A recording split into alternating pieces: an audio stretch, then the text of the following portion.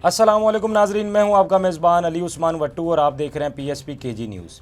नाजरीन, कुछ मज़ीद खबरों और अपडेट्स के साथ आपकी खिदमत में हाजिर हुआ हूं और हर तरफ बात की जा रही है कौमी हुकूमत की। आप कह लें कि यूनिटी गवर्नमेंट फार्मूला, लेकिन ये होगा कैसे और क्या ये मुमकिन भी है? इसका एजेंडा क्या होगा? और ख़ास तौर पर देखना तो यह कि क्या इमरान खान इसके लिए मान जाएंगे।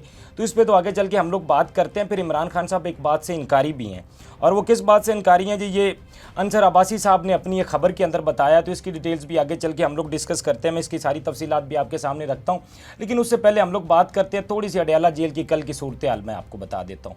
अब कल PTI की लीडरशिप इमरान खान से मुलाकात के लिए गई, लेकिन उनको वहाँ पर इंतज़ार करवाने के बाद वापस भेज दिया जाता है। उनकी खान साहब से मुलाकात नहीं करवाएगी, और ये छठी दफ़ा हुआ है। आप कल कह लें कि उमर अयूब साहब थे, मलिक अहमद खान बच्चर थे, और उनके साथ जुनैद अकबर साहब थे, या राजा नासिर अब्बास साहब थे। ये सारे लोग कल अडयाला जेल के बाहर इंतज़ार करते रहे और इनकी मुलाकात नहीं करवाएगी। अब एक तरफ देखा जाए तो खान साहब से उनकी फैमिली की तो खैर मुलाकात करवाई जा रही है, और बाकी उनके लायर्स भी उनसे मिल रहे हैं, लेकिन सियासी लोगों की मुलाकात नहीं करवाई जा रही है। अब आप देखें ना कि इनमें एक तो कौमी असम्बली के अपोजिशन लीडर है, फिर एक पंजाब असम्बली के अपोजिशन लीडर है। अब जब इन लोगों की खान साहब से मुलाकात नहीं करवाई जा रही, तो फिर आम लोगों की कहाँ मुलाकात करवाई जाएगी? अब कल सुनने में तो आया, जब इनसे हमारी बात हुई कि क्या सूरत हाल थी और क्या खान साहब से डिस्कस होनी थी चीज़ें, तो उन्होंने बताया जी कि एक तो हमें एहतजाज के हवाले से कुछ चीज़ें उनके साथ डिस्कस करनी थी, फिर तंजीम साजी के हवाले से हमें कुछ गाइडलाइन चाहिए थी, तो इसलिए हम खान साहब से मिलना चाहते थे। लेकिन खान साहब से उनकी मुलाकात नहीं करवाई जाती, वो जेल के बाहर इंतज़ार करते रहे और उसके बाद वो वापस चले गए। अब देखना यह है कि क्या ये एक सियासी पाबंदी है। अब देखिए ना, मैंने आपको बताया कि फैमिली की मुलाकात भी चलो कम से कम करवाई जा रही है, वकला भी उनसे मिल रहे हैं, लेकिन सियासी कायदीन को मिलने ही नहीं दिया जा रहा। और फिर ये सारी चीज़ें की गैर एलानियाँ जा रही हैं। इस हवाले से अब तक कुछ बताया नहीं गया है, लेकिन खान साहब से उनकी मुलाकात नहीं करवाएगी। अब कल अपोजिशन इत्तेहाद का भी कह लें कि जो है इजलास मुनक्किद होना था इस्लामाबाद के अंदर, और उन्होंने मिल बैठ कर ये प्लान करना था कि क्या मौलाना फजल रहमान के साथ आगे हमें चलना है या नहीं चलना, और मौलाना फजल रहमान के अपोजिशन इत्तेहाद का हिस्सा होंगे। ख़ास तौर पर इस पर फैसला होना था, और ये सारा मामला अब तक पेंडिंग है। अब सलमान अकरम राजा साहब का कल जब हमने बयान सुना, तो उन्होंने कहा जी कि इमरान खान ने तो कहा है कि हर हाल में मौलाना साहब को साथ लेकर चलना है और इसी तरह ही हमने आगे बढ़ना है। अब ये तो कह दिया सलमान अकरम राजा साहब ने। दूसरी तरफ जुनैद अकबर साहब का भी एक बयान आया, और जुनैद अकबर साहब ने कहा जी कि मौलाना को हमसे तहफ़्फ़ुज़ात हैं और हमें मौलाना से तहफ़्फ़ुज़ात है, लेकिन फिर भी हमने करना वही है जो हमें इमरान खान कहेंगे, और हम इमरान खान के हुक्म पर आगे बढ़ेंगे। अब ये उनकी बात कर देना, और दूसरी तरफ मैंने आपको बताया ना कि ये सारी चीज़ें डिले क्यों हो रही हैं, सारी चीज़ें अब तक पेंडिंग क्यों हैं। आज का इजलास भी अगर मुलतवी हुआ तो उसकी वजह भी यही थी कि खान साहब से मुलाकात नहीं हो रही है, और फैसला करना है खान साहब ने, क्योंकि खान साहब इस हवाले से अगर जो डायरेक्शंस देंगे PTI को, तो उसके बाद फिर डिसीजन लिया जाएगा। तो इसीलिए अब तक ये मामला भी पेंडिंग है। और दूसरी तरफ गफूर हैदरी साहब ने भी कल एक बयान दिया, और गफूर हैदरी साहब ने क्या कहा? उन्होंने कहा जी कि PTI के जितने भी लोग बाहर हैं, जितनी भी इनकी क़यादत बाहर है, अब उनको खान साहब देना इख्तियार के वो फैसले करें। उन्होंने कहा कि ये हर दफ़ा जेल की तरफ क्यों देख रहे होते हैं। उनका कहने का मकसद यही था कि इमरान खान साहब जो है वो फैसलों का इख्तियार दें अपनी लीडरशिप को, जितनी लीडरशिप उनकी जेल से बाहर है, ना कि वो हर तरफ जेल की तरफ देखते रहें कि खान साहब को फैसला करेंगे फिर हमें आगे बढ़ना है या चीज़ों को लेकर चलना है।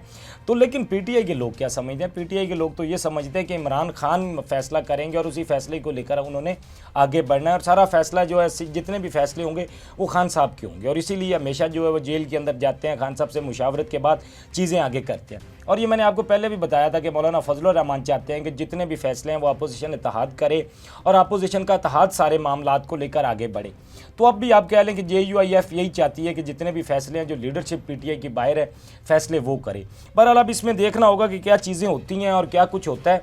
अब शाहिद खकान अब्बासी ने भी इसके बाद एक बयान दिया। अब ये सारी सूरत हाल तो एक तरफ है ना, अब उनका जो बयान आया, उनका आया जी यूनिटी गवर्नमेंट के हवाले से। अब यही कह लें कि कौमी हुकूमत।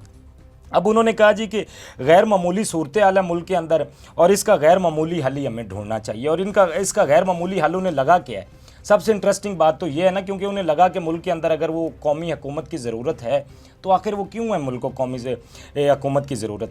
उन्होंने कहा जी कि जितने भी सियासी कायदीन हैं उनको मिल बैठना चाहिए। सियासी कायदीन हो गए या अस्करी क़यादत है जितनी भी, या आप कह लें कि जुडिशल क़यादत है जितनी, उनको मिलकर बैठना चाहिए और मुल्क के मसाइल को उन्हें देखना चाहिए, और फिर उनके हल के लिए आगे बढ़ना चाहिए। अब बेसिकली तो वो चाह रहे थे कि कौमी हुकूमत के एक आप इस तरह का कोई प्लान लेकर आएँ कि जिस पर सारे मुत्तफ़िक़ हों और मुल्क की सूरत हाल को देखते देखते हुए सारी चीज़ें आगे बढ़े। लेकिन ज़रूरी अब ये है कि ठीक है, उन्होंने तो कह दिया कि मिलकर बैठना चाहिए मुल्क के मसाइल के हल के लिए और आगे बढ़ना चाहिए, लेकिन देखना यह है कि क्या इमरान खान साहब इसके लिए मान जाएंगे, क्या ऐसा मुमकिन है? खान साहब जो समझते हैं कि मुल्क के अंदर इन लोगों ने करप्शन किया या सिस्टम के साथ इन्होंने ये सब कुछ किया, अब खान साहब उन्हीं के साथ ही हुकूमत में बैठ जाएं, तो मेरा तो नहीं ख्याल कि ऐसा मुमकिन होगा। पर हाल आपको क्या लगता है कि क्या खान साहब इस हुकूमत का मतलब अगर कोई कौमी हुकूमत बनाई जाती है तो उसका हिस्सा बनेंगे? अतः कि होना तो ये चाहिए ना कि अवामी हुकूमत होनी चाहिए, जिसको आवाम चाहती है हुकूमत में आए, वो मुल्क को लेकर आगे चले। लेकिन यहाँ पर बातें की जा रही हैं कौमी हुकूमत की, और कौमी हुकूमत भी क्या कि आपके कह ले कि नहीं सारे लोगों को दोबारा से लाके बिठा देना। और तो मेरा तो नहीं ख्याल कि इमरान खान साहब इसको मतलब आप इस सिस्टम को मानेंगे भी या इस पर चलेंगे, क्योंकि वो सारी स्ट्रगल इसी चीज़ के लिए कर रहे हैं, तो ऐसा होता हमें नज़र तो नहीं आ रहा। फिर अब मैं आपको बात कर रहा था अंसार अब्बासी साहब की खबर के हवाले से। अब अंसार अब्बासी साहब ने जो खबर दी है, उन्होंने पीटीआई का जो बैकडोर आप कह लेंगे मुज़ाकरात चल रहे हैं, इस हवाले से उन्होंने खबर दी है। और ये खैर खबर तो वो पहली दफ़ा तो हुआ नहीं है कि अंसार अब्बासी साहब ने ये खबर दी, वो पहले भी ये खबरें देते रहते हैं इस हवाले से, जो बैकडोर मुज़ाकरात पीटी के हैं उस हवाले से। और इसका उन्होंने ज़िम्मेदार किसको ठहराया? पीटीआई की सोशल मीडिया टीम को। उन्होंने कहा कि अब तक जो कुछ हो रहा है, उन्होंने कहा कि जो बैकडोर मुज़ाकरात हैं बेसिकली अगर वो डिस्टर्ब हैं तो वो पीटीआई की सोशल मीडिया की टीम की वजह से। और उन्होंने कहा कि वो दरवाज़ा कहीं ना कहीं बंद होता नज़र आ रहा है, और उसके लिए उन्होंने ये भी बताया साथ ही साथ कि पीटीआई कोशिश भी कर रही है। अंसार अब्बासी साहब की खबर के बकौल पीटीआई कोशिश भी कर रही है, अली अमीन गंडापुर और बैरिस्टर गौहर इस चीज़ के लिए बड़ी कोशिश कर रहे हैं कि ये जो बैकडोर मुज़ाकरात की बातचीत चल रही है, ये दरवाज़ा बंद नहीं होना चाहिए, ये दरवाज़ा खुला रहे। अब ये खबर उनकी थी ख़ास तौर पर, जैसे मैंने आपको बताया, अली अमीन और बैरिस्टर गौहर के हवाले से। और फिर एक और भी बात उन्होंने बताई, उन्होंने ये कहा जी कि इमरान खान साहब को ये कहा गया कि जो उनकी सोशल मीडिया टीम है उसको थोड़ा सा लगाम डालें, थोड़ा सा वो जितना आप कह लें कि अग्रेसिव वो सारा सिस्टम लेकर अपना चल रहे हैं, या जितना उनका वो अग्रेसिव बयानिया उस पर उनको नहीं चलना चाहिए, तो अपनी सोशल मीडिया टीम को रोकें। लेकिन इस हवाले से खान साहब ने बिल्कुल इनकार कर दिया। उन्होंने कहा कि ऐसा नहीं होगा। और देखा जाए तो जिस तरह आप देखें ना, खान साहब बड़े अग्रेसिव मोड में, मैंने आपको पहले भी बताया था कि जिस तरह के वो स्टेप लेते हैं या जो कुछ चीज़ें हैं, ये हम लोग पहले भी खैर से डिस्कस कर चुके हैं। पीटीआई की सोशल मीडिया टीम के हवाले से वो खान साहब के मौक़िफ़ को लेकर चलते हैं, बल्कि पीटीआई की जितनी लीडरशिप अब तक बाहर है ना, ये अक्सर औकात होता है कि खान साहब के बयान को एज इट इज़ आकर मीडिया के सामने भी नहीं बताते हैं, और जबकि वो फिर बाद में ट्वीट किया जाता है और पता चलता है कि खान साहब ने ये बात की थी। तो खान साहब का जो मौक़िफ़ है वो है बेसिकली सोशल मीडिया टीम का मौक़िफ़। तो अब उनकी जानिब से ये कहा गया कि अगर सोशल मीडिया टीम को आप नहीं रोकते हैं, ये सारी चीज़ें अगर नहीं रुकती हैं, तो फिर क्या है कि आपके लिए मामलात ख़राब हो सकते हैं। तो खान साहब ने कहा जी कि हो जाएँ। उन्होंने बिल्कुल इनकार किया। उन्होंने कहा मैं हर चीज़ के लिए तैयार हूँ, और जो कुछ चल रहा है उन्होंने कहा कि वो एज़ इट इज़ ही चलता रहेगा, और वो काफ़ी एग्रेसिव माहौल में, आपको पता है खान साहब फिर चीज़ों को लेकर चल रहे हैं।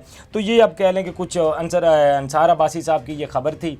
अच्छा, ये मैंने आपको बताया कि जिस तरह खान साहब थोड़े से एग्रेसिव हैं, फिर उनकी सोशल मीडिया टीम, तो इसका रिएक्शन भी हमें देखने में नज़र आता है। और वो हमें नज़र आया ओन अब्बास भप्पी की गिरफ्तारी के बाद, जिस तरह से उनको गिरफ्तार किया गया। अब पीटीआई इस पर एहतजाज भी कर रही है कि उनको इस तरह गिरफ्तार नहीं करना चाहिए था जिस तरह उनकी गिरफ्तारी हुई, जबकि उन पर FIR भी एक वाइल्ड लाइफ की है। वाइल्ड लाइफ की FIR के बाद अगर इस तरह गिरफ्तारी होगी तो फिर जाहिर बात है फिर उस पर सवालात तो उठाए जाएंगे, और पीटीआई भी यही बात कर रही है कि ये चीज़ें नहीं होनी चाहिए थी।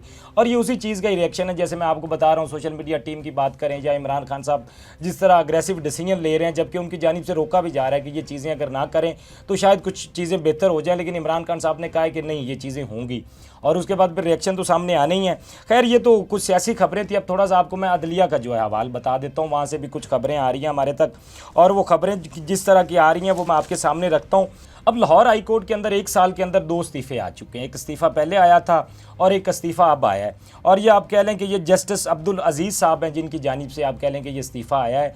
अब तक उनकी मुद्दत मुलाजमत पूरी नहीं हुई थी, लेकिन उन्होंने कहा जी कि ज़ाती वजूहात की उन्होंने बिना बताई है कि ज़ाती वजूहात की बिना पर उन्होंने ये नौकरी अपनी छोड़ दी है, उन्होंने इस्तीफ़ा दे दिया। और ये साल के अंदर मैं आपको बता रहा हूँ कि दूसरा इस्तीफ़ा है, ये पहला इस्तीफ़ा नहीं है।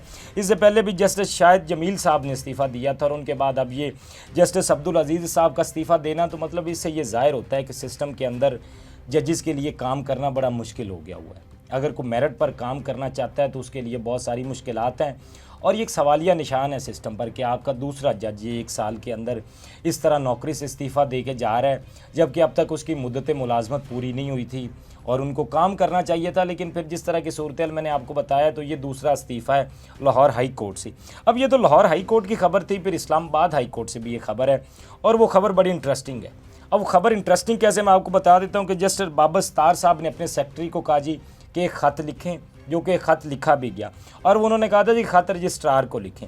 अब ख़त में उन्होंने बताया क्या है, उन्होंने ये बताया, उन्होंने कहा जी कि मेरे इल्म में कुछ इस तरह की चीज़ें आई हैं या कुछ इस तरह के मामलात हैं कि जो कोर्ट का स्टाफ है वो बेसिकली जिन आप कह लें कि साइलिन को रिलीफ मिलता है या वकला जो वहाँ पे होते हैं उनके वो पीछे लग जाते हैं और उनसे पैसे मांगते हैं।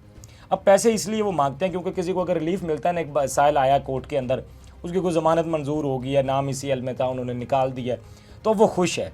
अब उसकी खुशी पे उनसे वो पैसे मांगे जाते हैं जी कि आप हमें पैसे दीजिए। वो वाली बात है कि अगर आपके वो बच्चा हो जाए ना तो हॉस्पिटल की नर्सेज आपसे पैसे मांग लेती हैं कि हमें मुबारक दे दें, या गांव में पता चले कि इनके घर में कोई बच्चा हुआ है तो वो ख्वाजा सरा आ जाते हैं मुबारक लेने के लिए। तो ये वो वाली सूरत हाल अब इस्लामाबाद हाई कोर्ट के अंदर भी हमें नज़र आ रही है। और ये जैसे बाबर सत्तार ने कहा कि ये जो चीज़ें हो रही हैं ये नहीं होनी चाहिए, उन्होंने कहा कि ये बाकी हाई कोर्ट्स के अंदर पहले होती थी, अब ये इस्लामाबाद हाई कोर्ट के अंदर भी होने लग गई हैं। उन्होंने कहा कि वो स्टाफ पैसे मांगता है, और स्टाफ के हवाले से उन्होंने एक और चीज़ बड़ी इंटरेस्टिंग बताई। उन्होंने बताया कि ये स्टाफ बाकी हाई कोर्ट से यहाँ पर अभी आया है और ये स्टाफ अब लोगों से पैसे मांग रहा है, और उन्होंने कहा कि अगर आपको एविडेंस चाहिए ना तो वो भी मिल सकते हैं, आप CCTV फुटेज पिछले 2 हफ्ते की ले लें, आपको वहाँ से अंदाज़ा हो जाएगा। और उन्होंने ये डोगर साहब को बेसिकली ख़त लिखा, जो आप कह लें कि इस्लामाबाद हाई कोर्ट के चीफ जस्टिस के तौर पर काम कर रहे हैं, उनको इन्होंने ख़त लिखा और उन्होंने कहा कि इस बारे में एक्शन लिया जाए, क्योंकि उन्होंने कहा कि लोग यहाँ पर इंसाफ लेने आते हैं और अगर इनको इंसाफ ना मिले और उल्टा उनकी जेबों से पैसे निकाल लिए जाए तो ये कोई अच्छी रवायत नहीं है। तो ये आप कह लें कि इस्लामाबाद हाई कोर्ट से खबर आ रही थी जो मैंने आपके सामने रखी है स्टाफ के हवाले से। और फिर जाते जाते आपको आखिरी खबर देना चाहूँगा सफरी पाबंदी के हवाले से। अब ये खबर थोड़ी सी गर्दिश कर रही थी और कुछ जगह पर यह कहा जा रहा था कि अमेरिका की जानिब से पाकिस्तान पर सफरी पाबंदी लगाई जा रही है, लेकिन दफ्तर खारजा की जानिब से तो खैर कहा गया कि उन्हें कोई इस तरह की अब तक खबर मसूल नहीं हुई है। बहरहाल ये है कि ये खबरें सुनने में आ रही हैं कि पाकिस्तान और अफगानिस्तान पर हो सकता है कि अमेरिका सफरी पाबंदी आयद कर दे, और अगर ये हो जाता है तो ये कोई अच्छी खबर तो नहीं है पाकिस्तान के लिए खैर से। बहरहाल अभी तक इस तरह की खबरें सुनने में आ रही हैं, अगर कोई इसमें डेवलपमेंट होती है तो इंशाल्लाह मैं ज़रूर आपके सामने रखूँगा। अपने फीडबैक से हमें ज़रूर आगाह कीजिएगा। अब तक के लिए इतना ही, अपने मेज़बान को दीजिए इजाज़त। अल्लाह निगहबान। इस तरह की और वीडियोस देखने के लिए सब्सक्राइब कीजिए हमारा चैनल और देखते रहिए PSP KG न्यूज़।